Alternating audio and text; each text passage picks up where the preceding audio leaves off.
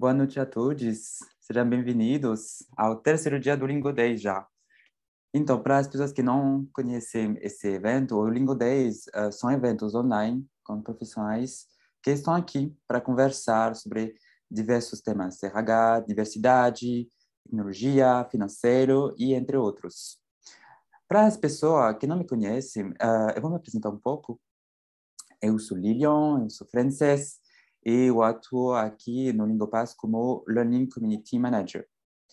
Para iniciar este terceiro dia, temos o prazer de receber o Theo Vanderloo, que atualmente atua como conselheiro em alguma empresa, incluindo startups, e ele também é presidente do Conselho Curador da Fundação Nacional de Qualidade.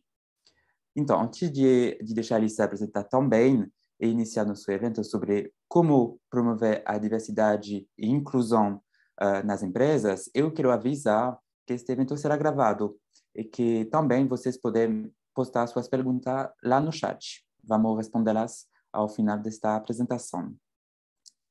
Pronto. Theo, seja bem-vindo. Para os convidados que estão aqui com a gente, você poderia se apresentar um pouco, por favor? Sim, boa tarde a todos. Eu estou falando aqui de Portugal, então para mim já é noite, são 9 horas. Então, é um prazer estar aqui com vocês. Eu sempre gosto de falar sobre esse tema tão importante para as empresas e para o Brasil, né? Mas falando um pouco de mim, eu sou um executivo aposentado, me aposentei em 2018 e depois de 40 anos de indústria farmacêutica, principalmente. E depois eu comecei a me dedicar à participação em conselhos de empresas e também com algumas startups, né? E também dando palestras em relação à inclusão e diversidade, porque eu senti que isso era uma necessidade, olhando um pouco da posição de um CEO, né? E eu vou contar um pouco a minha história para vocês entenderem melhor. E eu acredito que é importante a gente dar continuidade, né, a essas iniciativas para que a gente possa realmente gerar uma mudança perene na nossa sociedade. Eu vou, então, correr um pouco, né? Vou falar um pouco de mim, um pouco mais da minha história de vida. Então, basicamente, eu sou Theo Vanderloo, nasci em 55, né? Como vocês veem aqui, estou com 67 anos. Eu sou filho de imigrantes holandeses. Meus pais vieram para cá depois da Segunda Guerra Mundial, em 47. O meu pai, eles se conheceram depois da Segunda Guerra, mas o meu pai ele estava na Indonésia, ele foi preso pelos japoneses e foi deportado para Tailândia. E lá ele fez trabalho forçado, ele trabalhou na Ferrovia da Morte, né, que eles chamam. E então meu pai realmente teve essa experiência de ser escravizado, né, durante 3 anos e meio. E a minha mãe passou a adolescência dela na Holanda, na Segunda Guerra Mundial, e ela viu a cidade dela ser bombardeada, Roterdã, né? Totalmente aniquilada, a cidade onde ela morava. E então, meus pais, depois da guerra, vieram para o Brasil, porque na Europa tinha muita gente que estava querendo uma nova oportunidade. Então, eles foram para o Brasil. Então, vieram para cá. E eu conto um pouco dessa história, porque esse background dos meus pais que passaram pela guerra, eu acho que na minha vida foi muito importante em relação aos valores que eles me passaram. Eu sou o quarto filho de 6, aqui está toda a família, isso foi mais ou menos um pouco antes da gente voltar para a Holanda, ou eu ir para a Holanda pela primeira vez, né? Que foi em 67. A família estava com dificuldades financeiras e aí meus pais decidiram, então, regressar para a Holanda. Então, para toda a família, todos os filhos, todos nascidos no Brasil, foi uma nova experiência. E sem volta, né? Não foi, era uma outra época, né? E na realidade, dos 6 filhos, eu fui o único que voltou para o Brasil, porque realmente eu sempre disse que eu queria voltar. Eu tinha muitas lembranças da minha infância e, de uma certa forma, eu acho que, psicologicamente falando, eu queria resgatar um pouco desse sentimento, né? Então, eu vou contar um pouco aqui a minha trajetória. Então, eu fui em 67 para a Holanda, eu fiz faculdade na Europa, depois eu fiz o meu MBA nos Estados Unidos, e no começo de 80 eu já estava com um emprego no Brasil, foi uma empresa farmacêutica, Schering-Plough, e era lá no Rio de Janeiro. E, na realidade, eu aceitei esse emprego porque, na realidade, foi a melhor proposta que eu tive para voltar para o Brasil, né? Esse foi o motivo principal que eu aceitei o emprego, porque eu queria voltar para o Brasil. Mas, quando eu cheguei no Brasil, eu vi a Rocinha e eu levei um susto, na realidade, porque eu tinha passado 12 anos da minha adolescência na Europa e eu tinha esquecido que tinha essa desigualdade que o Brasil tem, né? E que só cresce, na realidade, esse abismo social. E eu me perguntei como é possível que um país deixe que isso aconteça com ele mesmo, né? Isso tem muito a ver com a inclusão da diversidade e também com o racismo, né? Como é que a gente aceita isso como se fosse normal, essa desigualdade e essas diferenças? Então, isso sempre me marcou muito desde o momento que eu cheguei no Brasil e, de uma forma ou outra, sempre fui ajudando pessoas durante a minha vida e, conforme fui subindo na minha carreira, eu acabei conseguindo ajudar mais pessoas, né? Mas sempre do ponto de vista pessoal, né? Eu saí do Brasil algumas vezes e mudei de empresa também, mas em 88 eu entrei numa empresa farmacêutica alemã, onde 80% das vendas era a saúde da mulher, mas, no entanto, não tinha mulheres em marketing e vendas. E nós começamos a discutir isso, foi no início dos anos 90, na realidade, eu senti naquele momento que eu perguntava por que não tem mulheres em marketing e vendas se o nosso negócio é a saúde da mulher. E eu notei uma certa resistência também dos homens, né? Porque não se falava sobre isso. Então, eu diria que naquela época foi algo muito intuitivo. Mas eu notei também que é muito importante você ter apoio das pessoas. Não adianta só uma pessoa da empresa, o CEO, querer fazer alguma coisa em relação à inclusão e diversidade, se o resto da empresa não apoiá-lo, né? E também tem que ser algo genuíno, né? Algo realmente que seja que as pessoas sentem ou sintam na empresa que é algo genuíno. Então, naquela época, nós começamos, então, no começo dos anos 90, a contratar mulheres. E não era só a empresa que eu estava, toda a indústria farmacêutica quase não tinha mulheres em marketing e vendas. E eu estou colocando isso porque hoje, mais ou menos a metade dos profissionais da marketing e vendas na área farmacêutica são mulheres, hoje em dia. Essa mudança eu consegui vivenciar por causa da minha idade, mas tem muita gente jovem que já nasceu com essa situação e acha que sempre foi assim, mas não foi assim. No passado não era assim. Eu falo isso um pouco já olhando para a questão racial, né? A questão racial é uma coisa que hoje está muito forte no Brasil, né? O que é muito importante, e com certeza nós vamos avançar da mesma forma que nós avançamos com as mulheres nos anos 80, né?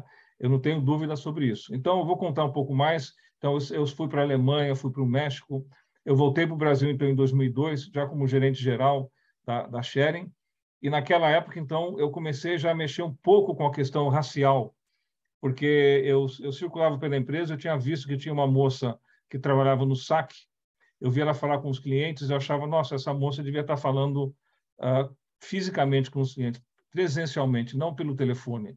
Porque eu sentia assim, ela tinha um talento, né, para isso. E aí ela passou por um processo de seleção e efetivamente ela foi então promovida, né? Que é a Gisele, e na realidade foi a primeira mulher negra que nós colocamos então na equipe de vendas naquela época. Isso foi em 2004. Eu saí do Brasil novamente, fui para a Espanha, foi quando a Bayer comprou a empresa que eu estava. Eu fiquei lá, então, quase 5 anos, e eu voltei em 2011 para assumir, então, a presidência da Bayer no Brasil. E aí eu comecei a questionar um pouco mais a questão racial, né? Eu vou falar um pouco sobre isso, né?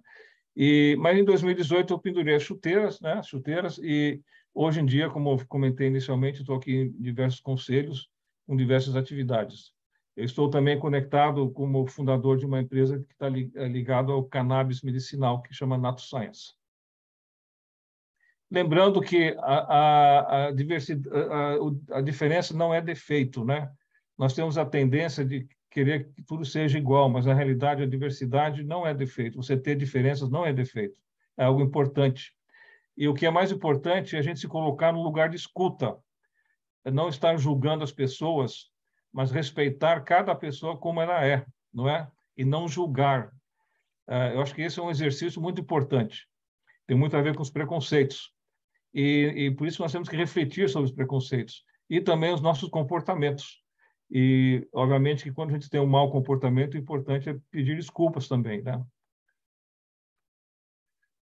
Aqui uma frase que eu peguei da Luciane Nascimento, que vocês podem ler, né?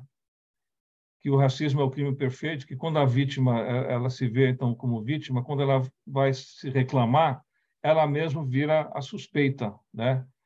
E aquela história do mimimi.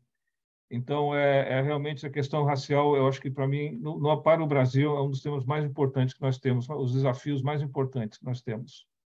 Então, qual é a minha missão aqui hoje, né? Ao meu ver, eu falando como homem branco, e aqui eu queria fazer também uma parênteses, porque, na realidade, eu não sou protagonista nem da questão de gênero, LGBT, questão racial, PCD, mas eu sou, de uma certa forma, protagonista do homem branco, do papel do homem branco em relação à inclusão e diversidade. Porque, afinal, o homem branco é que tem o poder, né? E, na minha opinião, nós temos que falar mais sobre isso. Um dos motivos que nós não avançamos tanto com a questão da inclusão e diversidade é porque o homem branco é que está no poder e ele não vê essa necessidade, porque para ele está tudo muito bem, né? Então, o meu papel aqui é justamente sensibilizar os outros homens que têm uma posição de poder a trabalhar seus preconceitos e ouvirem as pessoas, né? Se colocar no lugar de escuta, e é isso que eu estou fazendo aqui hoje. E eu digo também uma outra coisa, depois que eu comecei com essa jornada, eu me sinto hoje uma pessoa muito melhor, como ser humano, né? E o que eu mais quero é que outros homens brancos em cargos de liderança possam ter a mesma experiência que eu tive, né? Porque é muito gratificante como ser humano, não só como profissional, como executivo, mas também como ser humano, que você nota que está fazendo algo que é certo e que o Brasil precisa, né? Então, eu estou aqui para provocar pensamentos e sentimentos. E, na realidade, mudar os pensamentos é o primeiro passo, né, para a gente mudar alguma coisa, né? Começa pelo pensamento. Eu chamo aqui Plantando Sementes, porque eu já fiz uma apresentação assim como esta para CEOs, né, em várias ocasiões, e muitas vezes eles vêm falar comigo, eles me parabenizam, falando que realmente eu toquei temas importantes, mas se você perguntar um ano depois o que esse CEO fez na empresa dele, muitas vezes é muito pouco, né, em relação à inclusão e diversidade. Então, por isso que eu falo, a gente planta sementes e uma outra ela vai brotar, mas o desafio continua, né? É um processo que é lento, né? E aí nós temos que, então, quebrar os preconceitos. Eu acho que isso é muito importante. E aqui tem mais uma frase, um slide que eu queria compartilhar com vocês, eu vou deixar vocês lerem ele.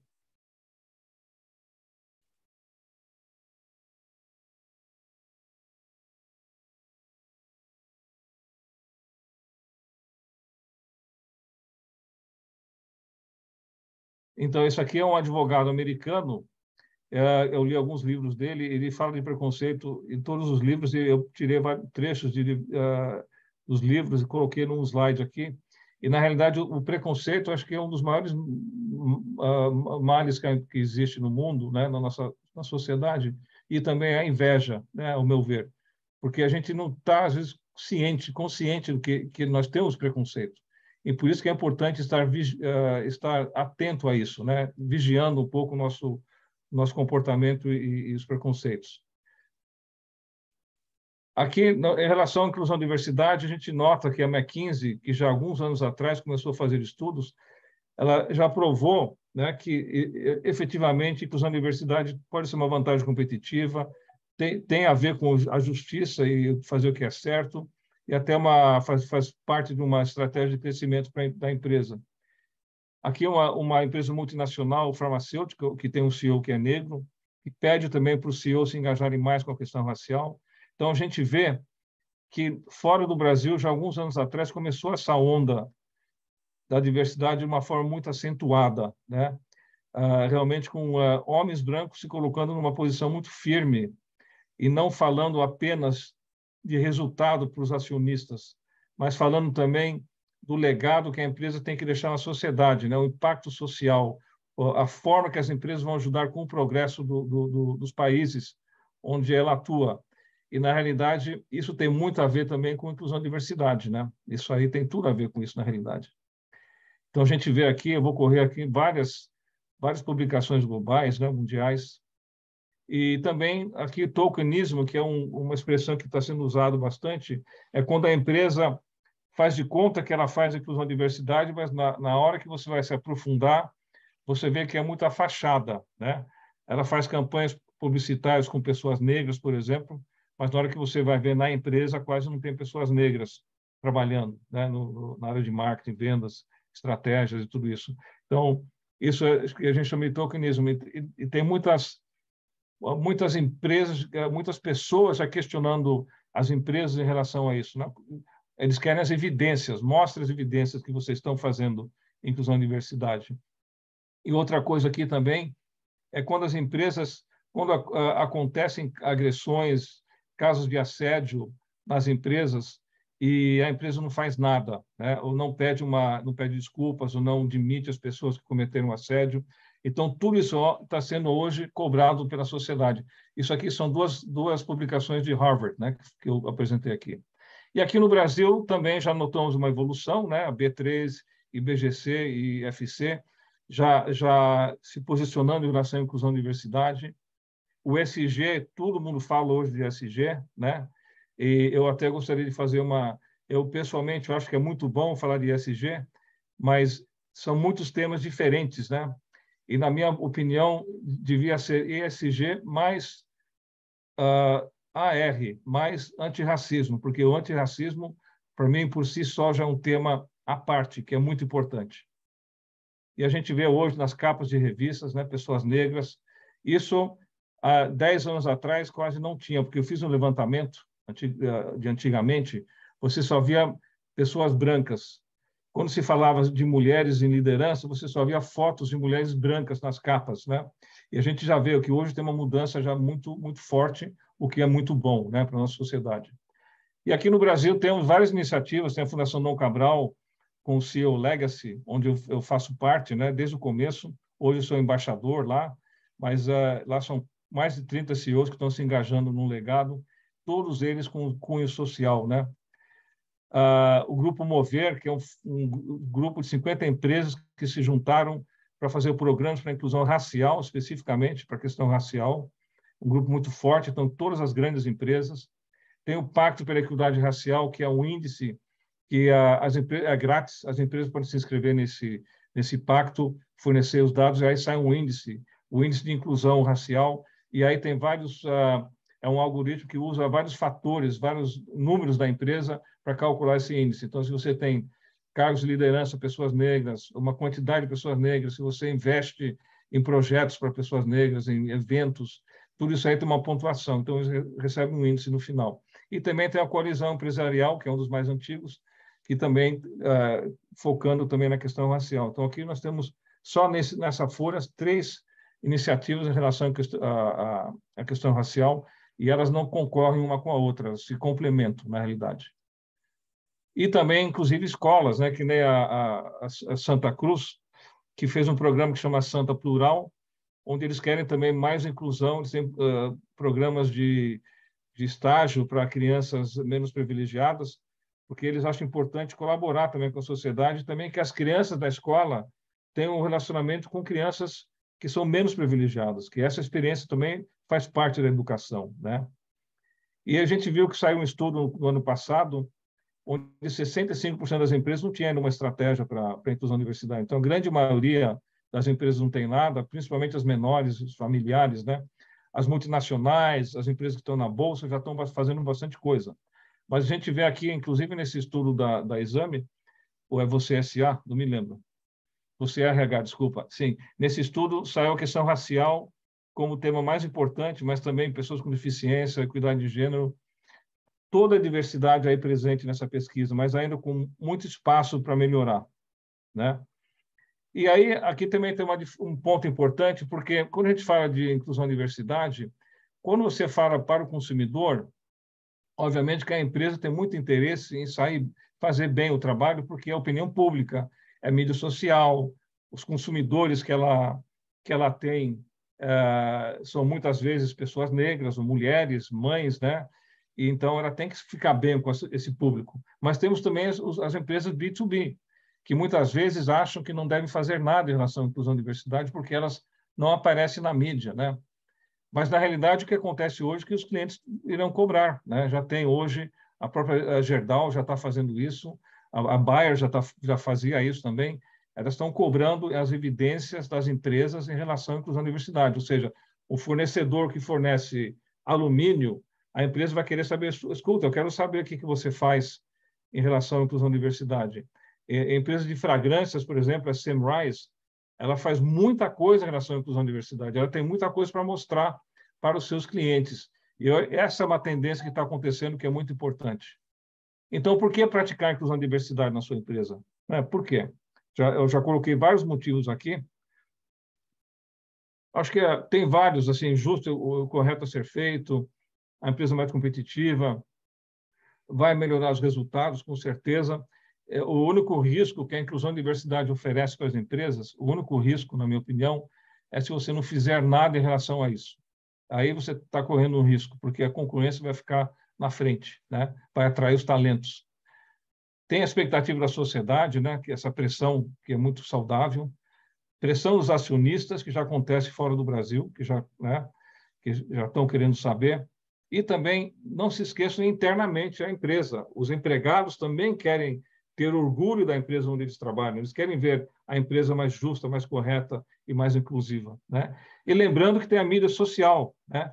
Que qualquer coisa que você fizer errado, você vai ser julgado pelo público, o que não acontecia antes. A mídia social tem sido um aliado muito importante em relação à inclusão e diversidade, em acelerar esse processo, que a gente não consegue, não consegue mais esconder as coisas debaixo do tapete. Tudo fica documentado, né? Mas eu me pergunto, às vezes, se esses estudos que foram feitos, né, se a gente tem que continuar com esses estudos, né? E, na minha opinião, acho que não precisa mais. Eu acho que já tem muita evidência e não é necessário, porque, afinal, vamos combinar, nós fazemos esses estudos para convencer o homem branco que está no poder, na realidade. E quando o homem branco assumiu esses cargos de poder, ninguém fez um estudo para mostrar que ele era melhor do que o resto. Então, por que estamos fazendo o contrário? Por que estamos fazendo estudos para mostrar que as mulheres dão até mais resultado que os homens, né? Por que a gente faz isso? Então, eu acho que já passou esse momento, porque até se não houvesse nenhuma diferença nos resultados, não seria um motivo para deixar tudo como está, não é isso? E, inclusive, podemos até ir mais longe. Se com as mulheres o resultado melhora, por que nós não trocamos tudo por mulheres? Não seria melhor ainda para a empresa?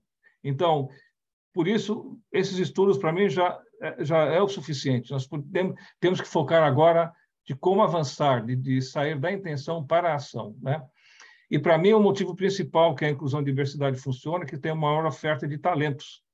É basicamente um cálculo matemático. Você, obviamente, tem as mulheres que têm experiências diferentes, as pessoas que sofrem racismo têm experiências diferentes, as mulheres negras, que têm os dois, né? São mulheres e sofrem racismo, as pessoas com deficiência, todos esses grupos LGBT, todos, obviamente, têm experiências que vão agregar ao negócio, né? Mas, para mim, o mais importante é que você vai ter uma maior oferta de talento. É um cálculo matemático. No Brasil, a minoria da população são os homens brancos. E eles ocupam 95% dos cargos mais importantes, né? Mais ou menos. Então, nós temos quase 80% da população que pode ingressar nesses cargos. Então, nesse grupo de pessoas, com certeza, você vai ter muitos talentos que são muito melhores do que muitos homens que estão ocupando esses cargos. É só a gente criar um mecanismo para facilitar esse processo, que essas pessoas talentosas com potencial possam avançar nas suas carreiras. E esse, sim, é um grande desafio, porque, como eu falei no início, o homem branco tem o poder, é uma coisa inconsciente, não é que ele está boicotando, é uma coisa automática, né? Que nós já são séculos fazendo isso, né? E nós temos que romper com esse padrão, né? Na minha opinião. Então, não fazemos, na minha opinião, não é necessário fazer mais estudos, que a gente tem que sair da intenção para a ação, né? Compartilhar os aprendizados entre as empresas, isso aqui não deveria ser uma competição entre as empresas, quem é melhor na inclusão e diversidade. É óbvio que aqueles que fizerem bem vão ter muito orgulho do seu trabalho, mas aqui, no fundo, o único vencedor aqui é a nossa sociedade, é o Brasil. Se nós conseguirmos avançar bastante com a questão da inclusão e diversidade, o Brasil será um país mais competitivo, porque nós teremos mais talentos participando de várias coisas, né? E, além disso, a economia vai melhorar, vai ter mais emprego. Então, é uma coisa, acho que faz muito sentido, né? E aqui, lembrando a cabeça e o coração, que tem sempre esse lado da cabeça e coração, mas quando a gente consegue combinar esses dois, eu acho que a fórmula é excelente, né? E, inclusive, hoje eu estava lendo um artigo também sobre empresas que já têm um gerente de felicidade, né? Happiness Manager, né? São pessoas que estão olhando agora como é que está a felicidade da empresa, o nível, o grau de felicidade, né? Isso tem só a ver com o coração, na realidade, né? Então, a razão versus emoção, sempre nós sempre, muitas vezes, usamos a razão para justificar por que a gente não avança com a inclusão e diversidade. E a gente realmente, isso aqui é uma questão de consciência. A gente pode combinar os dois, né? A própria Gerdau já provou isso, né? Que dá para combinar os dois. Tem muitas empresas também fora do Brasil que você tem condições de fazer os dois, crescer como empresa, aumentar os resultados e, ao mesmo tempo, também ser uma empresa muito mais inclusiva, né? Então, se todos concordamos que é um tema tão importante, por que estamos aqui falando sobre isso hoje, né? Por que tem tantas palestras em relação ao tema, né? E por que isso não acontece naturalmente, toda essa mudança, né? Por quê? Porque é difícil. E, na realidade, a gente não foi educado para isso, né? E eu falo assim, nós vivemos com um piloto automático nas empresas, sempre foi assim, né? Por que a gente vai mudar agora? Sempre foi assim. Na hora de promover, sempre, muitas vezes, um homem branco, ou depois uma mulher, pessoas negras muito menos na hora de promover ou contratar. E aí, como se fosse, por exemplo, pegar essa mola e a gente quiser mudar. Isso aqui é como é hoje, você quer mudar esse formato da mola.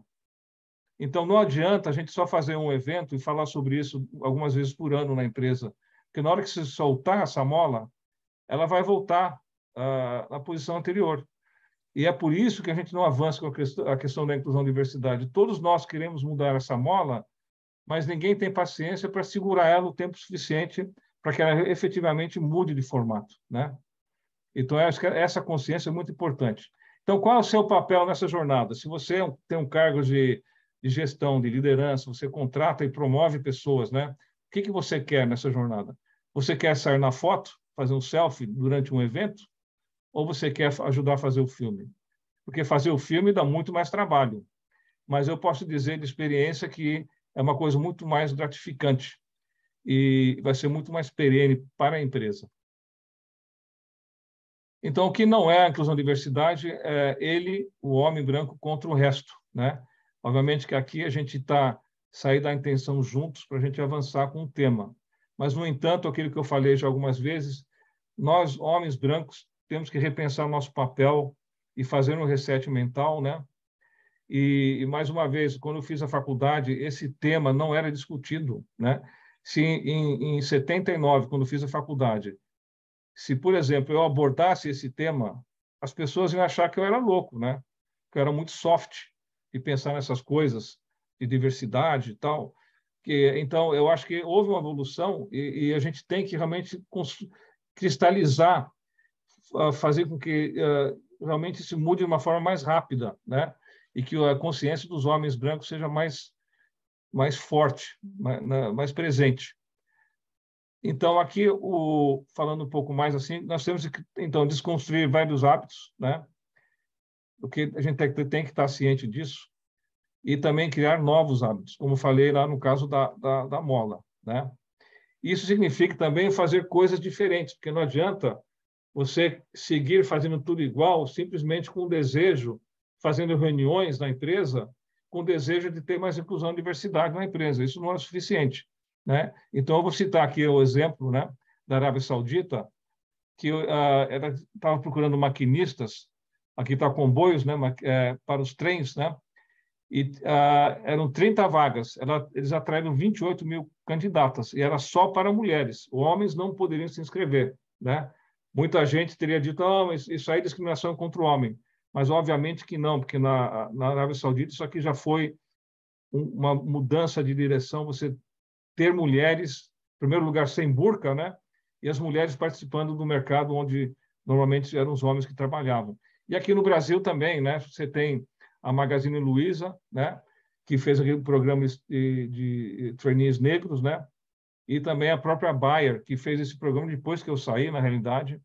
E também um programa similar, o da Magalu, foi lançado no mesmo dia.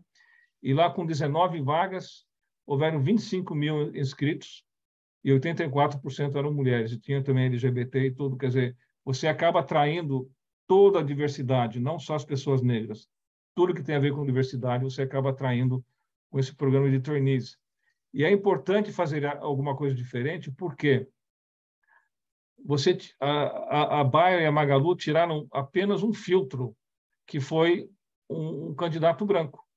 Então, o gestor não tinha mais como se distrair e falar, não, mas no final eu fiquei com um branco porque o inglês é melhor, porque a faculdade é melhor. Então, aqui, ele tinha a obrigação de escolher entre os melhores candidatos negros.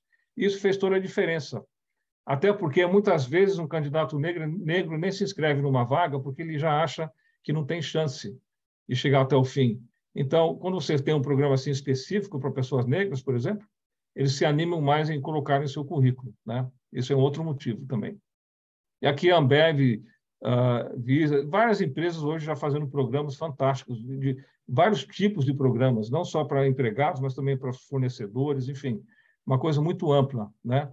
Lembrando aqui que a gente pode cometer erros também. Uma empresa que está fazendo coisas diferentes, ela pode cometer erros, né? O próprio LinkedIn cometeu aquele erro de tirar um anúncio que era só para pessoas negras, mas rapidamente eles consertaram o erro. Não tem nada de errado com isso. Nós temos que parabenizar o LinkedIn por ter reagido rapidamente, né? E realmente é assim que a gente aprende a avançar juntos, né, como sociedade, né? E lembrando, como eu falei antes, que a gente tem que exercitar a diversidade e inclusão todos os dias, não só uma vez por ano. Outra coisa também é que a inclusão e a diversidade não é cherry picking. A gente não, você não pode chegar e falar, não, eu vou fazer só a questão de gênero, por exemplo, né? Que é a questão racial, vou deixar para o ano que vem. Ou você faz ou não faz inclusão e diversidade. E quando você faz só gênero, a tendência é focar em mulheres brancas, por exemplo, né? Então tem que ser tudo, né? Todo o escopo. E aqui eu vou passar rapidamente, no caso da Bayer, foi criado um comitê de diversidade, né? Com grupos de afinidade, e aí cada grupo tinha o seu nome e sua logomarca, né? E basicamente começaram a criar os temas, que cada um tem... Alguns temas são iguais, né? Para todos, eu acho que a carreira é um tema importante, né? Mas para uns, no caso do Baiafro, a questão racial, obviamente o racismo é um tema importante, né? No caso dos LGBTs, a questão do preconceito, enfim. E aqui alguns destaques do programa no caso da Bayer, contratação de uma consultoria externa, foi feito um censo, né? E o censo foi muito importante para você ter uma foto da situação, né? Quantas pessoas negras, quantos LGBT e tudo isso. Coordenação pelo RH, uma pessoa dedicada, né? Ou parcialmente dedicada. Reuniões periódicas. Os vice-presidentes assumiram cada um grupo de afinidade, isso ajudou bastante, porque no início eles estavam um pouco mais à margem, e eles acabaram se engajando mais com seus grupos de afinidade. Eventos específicos, enfim. Também é importante ter eventos não só na matriz, né, mas em toda a empresa. Então, se a empresa tiver vários lugares, vários sites no Brasil, você tem que ter, isso aí você tem que espalhar pelo Brasil inteiro, pelo país inteiro, né?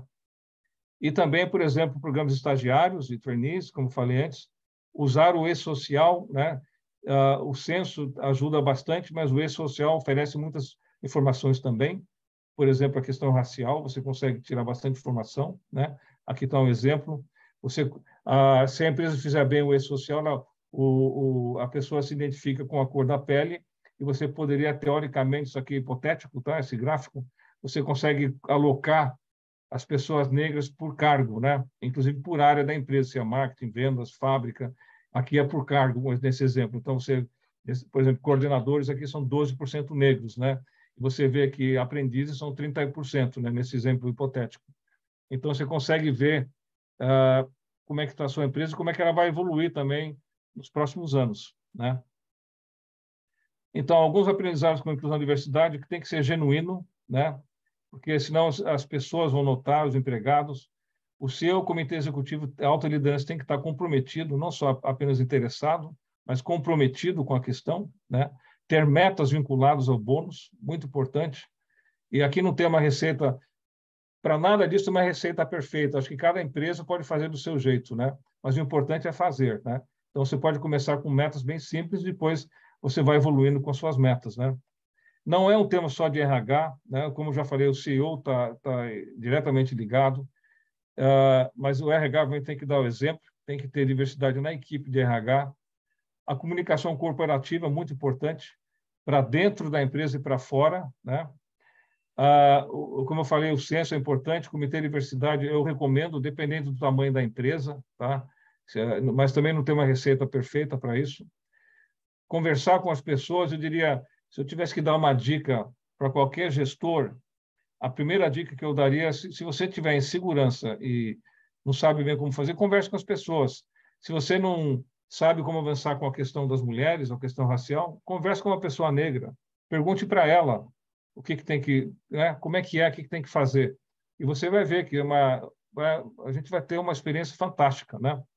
Também tem que ter budget, né? Porque um dos motivos que a gente não avança muitas vezes é porque nunca tem budget para fazer alguma coisa para a diversidade. É importante você ter um budget para isso, o que eu falo do compliance moral, né? Nós gastamos milhões, algumas empresas, milhões de dólares por ano no compliance da empresa, com várias pessoas dedicadas ao compliance, mas na hora que a gente quer falar de inclusão e diversidade, nenhuma pessoa dedicada eles querem colocar, e nem verba vai ter para isso. Então, nós temos o compliance moral também. Vamos tratar isso da mesma forma que tratamos o compliance da empresa, da governança, né? E também vai atrair mais talentos, mais pessoas vão se interessar pela empresa. Então, você vai fazer a retenção de talentos na empresa e você vai atrair mais talentos independente do tipo de pessoa. Gente jovem querem empresas mais inclusivas, né? E aqui também eu diria assim que você transforma a empresa internamente. Isso também tem um bônus que isso depois reflete também nas famílias, porque não é só os empregados. Você tem pessoas nas famílias que são LGBT, ou pessoas com deficiência, ou pessoas brancas casadas com pessoas negras, por exemplo, pessoas negras, e você normalmente não fala sobre isso. E quando você começa a colocar isso sobre a mesa, a empresa fica mais aberta, mais feliz, né? Uma empresa mais motivada. Aqui, assim, rapidamente, que eu já estou vendo meu tempo aqui, já está bem avançado, né? Uma outra boa prática é a questão de suprimentos, né? Você olhar a cadeia de suprimentos, procurar fornecedores da diversidade, apoiar empreendedores e projetos. Então, se você é uma empresa pequena, você não vai demitir pessoas para contratar a diversidade. Obviamente, você vai só praticar a diversidade quando surgirem vagas novas, né? Pessoas que saíram ou você está crescendo, você criou novas vagas. Mas você pode também apoiar fornecedores negros, você pode apoiar projetos, né, ligados à diversidade, não precisa ser só promover e contratar pessoas, né? Tem várias formas de fazer. E uma outra coisa que eu recomendo também é fazer o networking. Comece a interagir com pessoas da diversidade. Se você quer saber mais sobre LGBT, procure pessoas fora da empresa que são movimentos LGBT, converse com eles, né?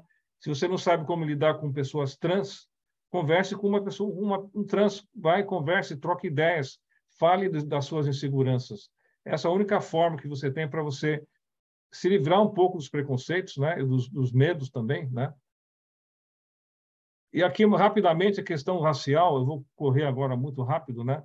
Então, o fato de ser uma questão muito sensível não quer dizer que seja menos importante, e para mim é o mais importante, porque é mais da metade do Brasil. Nós temos hoje um meio país que não participa da forma correta, justa, no mercado de trabalho, nas oportunidades. E isso é muito ruim. Metade do país, ou mais da metade, né? Isso é mal para o país, né? Além de ser injusto, né? Então, assim, a minha jornada pessoal foi a intuição, né? Na questão racial, principalmente. E eu comecei a refletir um pouco sobre a história, né? Lembrando aqui, foram 338 anos de escravidão. Se você dividir a sua idade por estes anos, você vai ter quantas vidas vividas você vai nascer e morrer escravizado, né, como pessoa. Você tem uma ideia, o impacto que isso tem nas diversas gerações de pessoas? O meu pai teve 3 anos e meio de campo de concentração e ele teve um impacto na minha vida, em 3 anos e meio. O meu pai, uma vez, ele nunca falava sobre a guerra. Eu perguntei a ele uma vez, pai, você pensa muito na guerra? Ele me olhou nos olhos, ficou calado e falou, não tem nenhum dia que eu não pense daquilo que ele sofreu, né? Foram 3 anos e meio, aqui são 338 anos. Então, pergunta se isso não tem um impacto nas gerações, né? Então, é uma injustiça a gente falar que você é contra cotas, por exemplo, depois de 338 anos de vantagem competitiva para os brancos. Os negros não podiam estudar, eram proibidos de estudarem nessa época. E na hora que acabou a escravidão, aí uma pessoa branca fala, não, nós somos todos iguais. Muito, muito conveniente, né? Para quem sempre teve privilégio, na hora que acaba o privilégio, falar que agora somos iguais. Na realidade, temos que fazer, não, agora vamos dar privilégios para aqueles que sofreram com isso, né? Essa é a ideia das cotas, por exemplo, né? E nós temos, por exemplo, aqui os quilombos e as favelas, a gente olha assim, muitas coisas ainda que permaneceram. Temos qualquer prédio histórico no Brasil foi feito por pessoas escravizadas, qualquer prédio, né? Mas hoje você vai no canteiro de obra e você vê muita gente negra também, ainda, até hoje. Então mudou o formato, né? Mas o problema acho que continua ainda de uma outra forma, né?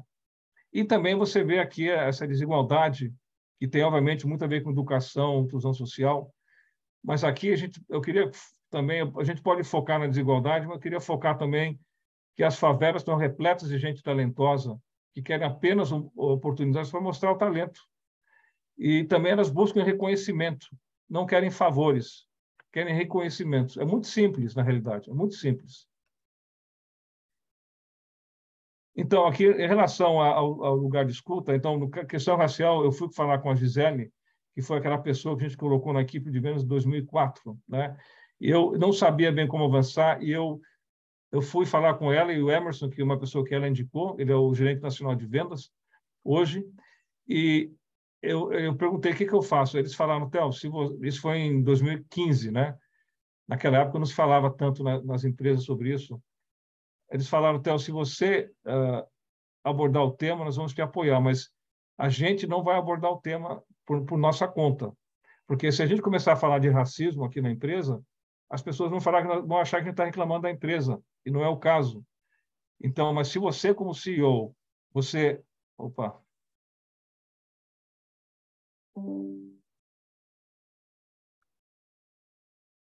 Desculpa aqui, que sumiu a minha imagem aqui.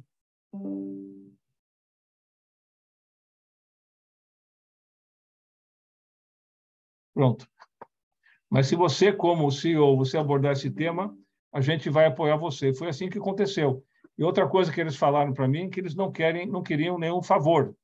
Eles queriam apenas oportunidade, né, para mostrar os talentos, mas que uma pessoa negra tinha que ser muito melhor que uma pessoa branca para ter uma chance de promoção e contratação. Então, essas informações foram importantes. Depois, eu fizemos uma segunda reunião já com mais pessoas na empresa, também com o RH, e a partir daí o resto é história. A gente foi avançando com o tema de uma forma muito natural, conversando com as pessoas. E aí eu conheci o Maurício Pestana, que foi a primeira pessoa negra fora da empresa com quem eu comecei a falar. Naquela época ele era secretário da Igualdade Racial de São Paulo. Hoje é um grande amigo meu. E, na realidade, ele começou a me mostrar um monte de coisas fora do ambiente de trabalho. Eu fui participar em eventos que eu era um dos poucos brancos presentes. E, nesses eventos, o que acontecia? O único motivo que existia esse evento é porque as pessoas eram negras. Era para se defender, para se ajudarem. Uma pessoa branca não tem essa necessidade, um homem branco menos ainda. Temos no Brasil organizações de mulheres, né, que tem a Luísa Trajano, que tem lá as Mulheres do Brasil, mas nunca ouvi falar dos homens do Brasil, não tem essa necessidade. Nenhum homem precisa se organizar para se defender, por exemplo, né? Então, a gente vê os privilégios que os homens brancos têm. E você vê que as pessoas negras fazendo reuniões para falar de racismo tal e tudo isso. E aí eu notei, para mim ficou muito claro naquele momento, o que eu falei também com o Maurício. Maurício, não adianta só as pessoas negras reclamarem do racismo, temos que chamar os brancos para a conversa, porque é o branco que tem o poder e, além disso, foram os brancos que criaram, que decidiram escravizar pessoas negras. Foi uma decisão dos brancos. E nós criamos esse problema e nós, brancos, somos parte dessa solução, né? Então, para mim, ficou muito claro nesse momento que isso aqui é uma parceria. O protagonismo, obviamente, é da comunidade negra, mas a questão de resolver esse problema é uma questão de todos nós. Eu posso dizer também que não é só no Brasil. Eu tenho contatos hoje também na Holanda, e na Holanda não é diferente. O racismo lá também é estrutural, embora as pessoas negras tenham boa educação. Elas também são discriminadas na hora de procurar emprego. Não tem nada a ver com a faculdade, elas falam inglês e tudo isso. Então, é estrutural, né? A única diferença da Holanda com o Brasil é porque a Holanda ela fez tráfico de escravos, né? E aí acabou depois que os negros voltaram para a Holanda, né? Mas, efetivamente, tanto a Holanda, por exemplo, como o Brasil, ou a França, a Inglaterra, a Espanha, Portugal, todos esses países tiveram muito envolvidos na questão dos negros, né? E essa situação só vai se resolver se a gente se engajar efetivamente todos juntos com isso, né? Todos com essa ideia de querer resolver de fato, né? Aqui lembrando que coloquei um post no LinkedIn em 2017 de um amigo que tinha sido discriminado numa entrevista, que a pessoa falou que aquela vaga não era para negro, que ele não ia entrevistar negros. Eu recebi muitas reações, muitas visualizações, e aí realmente fiquei muito impactado, porque os jornais começaram a me procurar, assim, praticamente todas as revistas, e eu pensei assim, nossa, o que está acontecendo, né? E aí eu vi, efetivamente, que a gente vive num apartheid velado no Brasil, porque a gente acha que está tudo bem, né, como pessoa branca, mas não está muito bem. Você entra num restaurante chique, você quase não vê gente negra. Raramente você vê um cliente negro. Você pode ver no valet parking, mas não vê como cliente do restaurante. Então, existe uma separação, um apartheid velado, né? E, na realidade, as pessoas negras começaram a me escrever pedindo para eu não parar, que era a primeira vez que uma pessoa branca estava se engajando nessa questão racial. E, algumas vezes, pessoas brancas, assim, do meu cargo, falando para mim, Theo, o que você está fazendo? Isso não é o seu tema como CEO, isso aqui é um tema de RH, não se exponha tanto, né?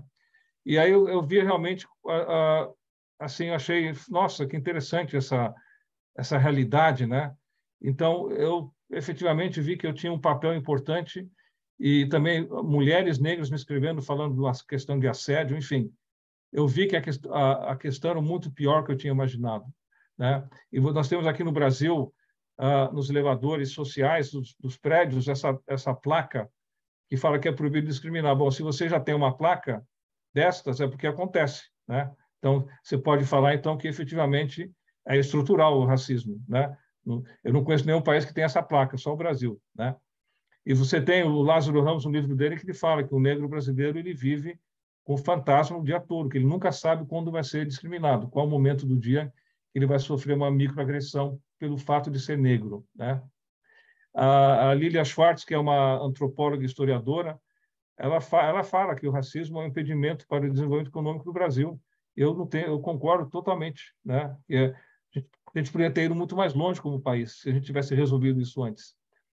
Agora, também para aqueles que só pensam em dinheiro, então, até se não for pelo coração, que seja pela inteligência, porque as pessoas negras no Brasil consomem muito, né? Já é mais da metade da população, né? Então, imagina.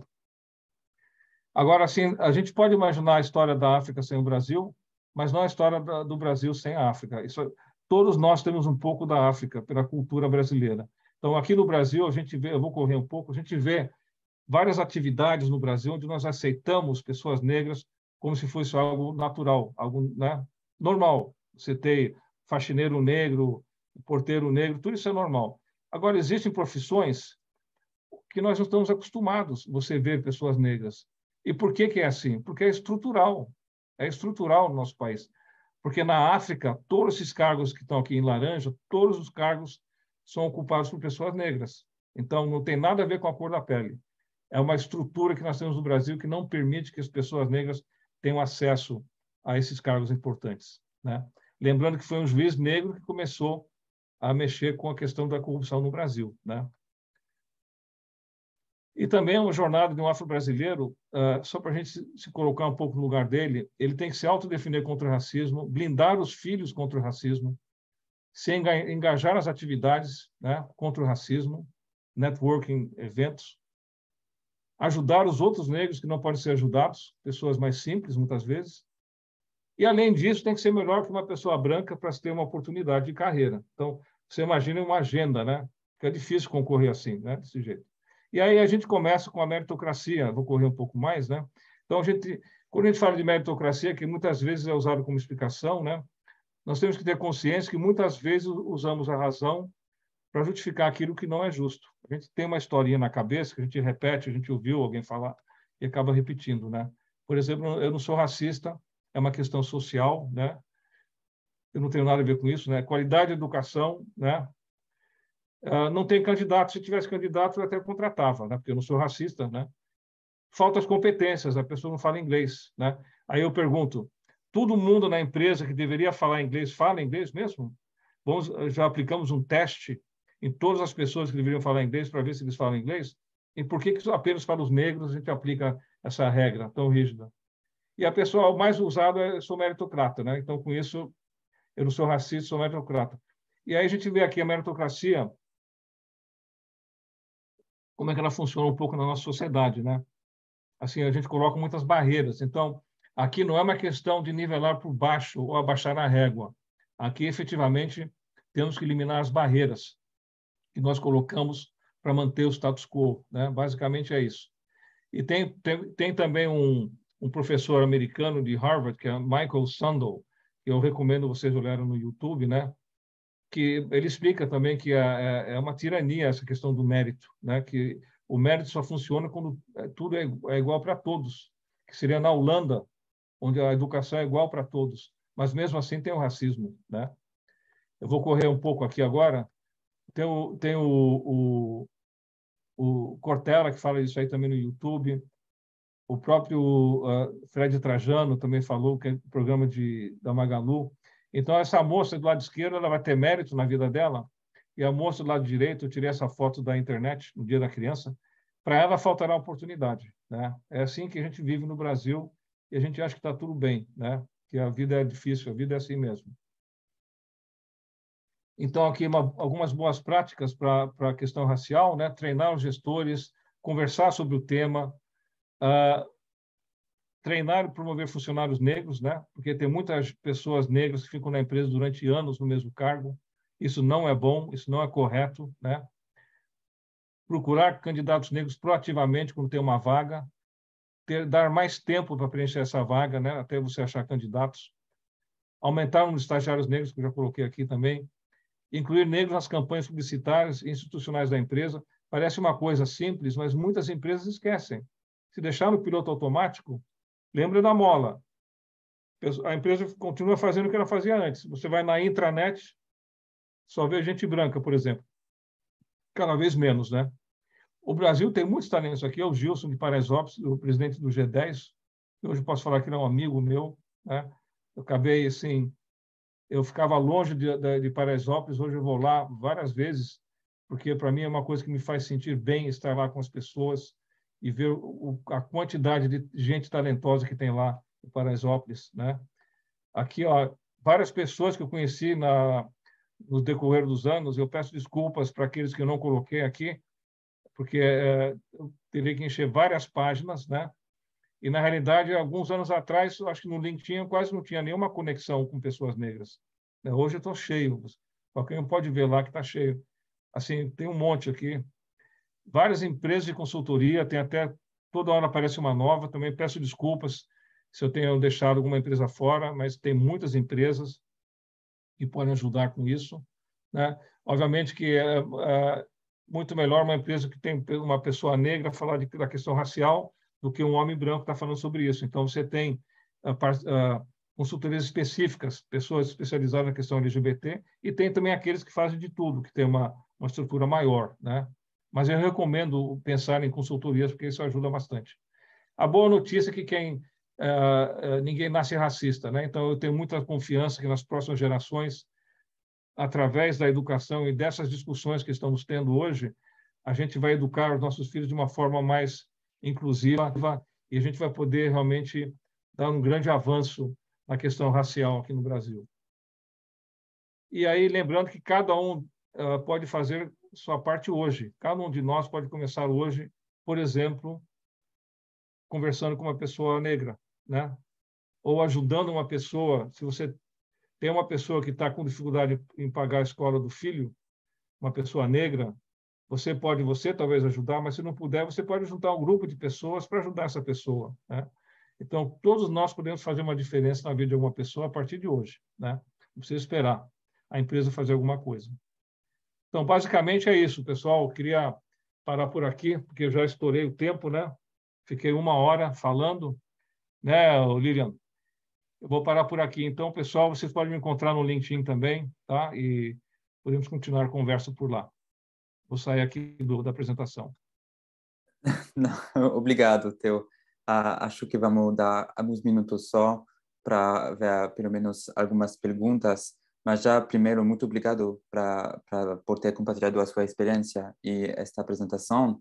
Eu queria só fazer uma pergunta da Raquel, que perguntou se como foi para você propor essas mudanças nas empresas em que você passou e saber se você enfrentou muitas dificuldades ou falta de apoio. Em relação à universidade, Isso. olha, eu acho que, de uma certa forma, eu acho que não, acho que não. Eu acho que assim, muitas empresas multinacionais, que eu só trabalhei em multinacional, né? Já tem programas de diversidade, muitos focados na questão de gênero, depois LGBT também, porque alguns são até globais, né? A questão de PCD tem uma legislação no Brasil, né? Então tem que cumprir a lei.